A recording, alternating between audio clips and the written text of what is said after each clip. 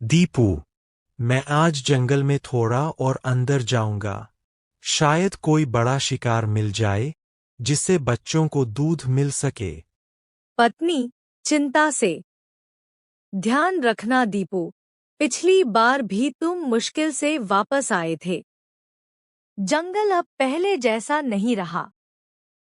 दीपू जंगल में घंटों भटकता रहा। न कोई हिरण दिखा, न खरगोश। आखिर थककर एक पेड़ के नीचे बैठ गया। तभी उसने देखा एक नन्हा सा घायल हिरण का बच्चा। हिरण कराह रहा है। दीपू, स्वयं से, ये तो शिकार के लायक भी नहीं, और ये तो घायल है।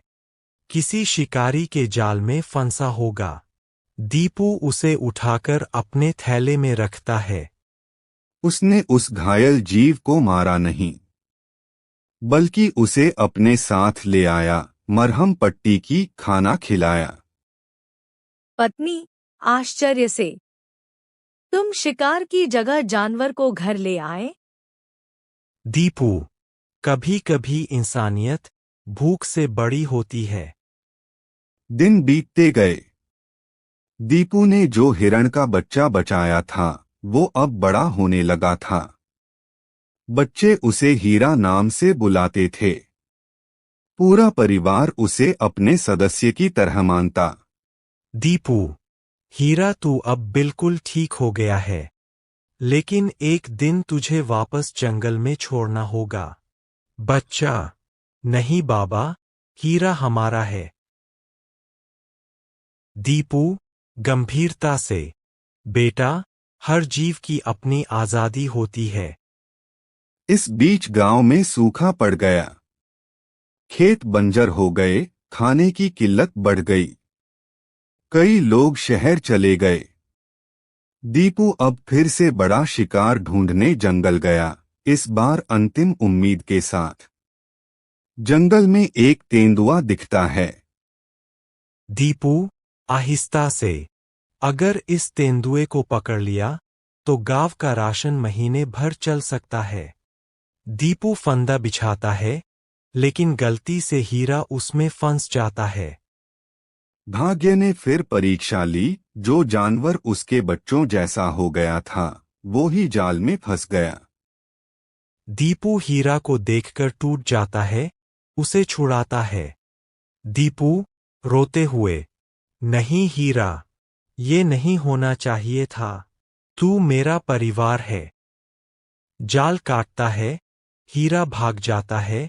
दीपू खाली हाथ लौटता है। पत्नी, तुम फिर बिना कुछ लाए लौट आए?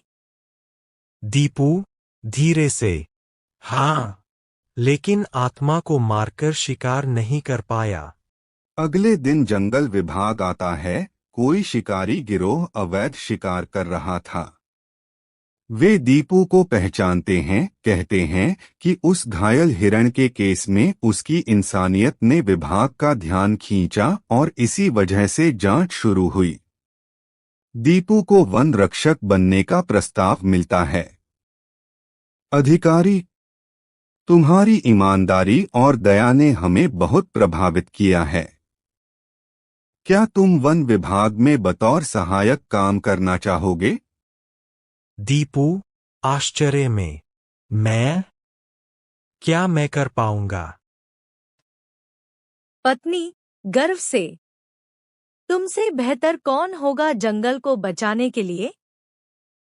दीपू अब शिकारी नहीं रहा, अब वो जंगल का रक्षक बन गया है। उसकी गरीबी अब भी थी, पर अब उसे जीने का मकसद मिल गया था, वन्य जीवन की रक्षा।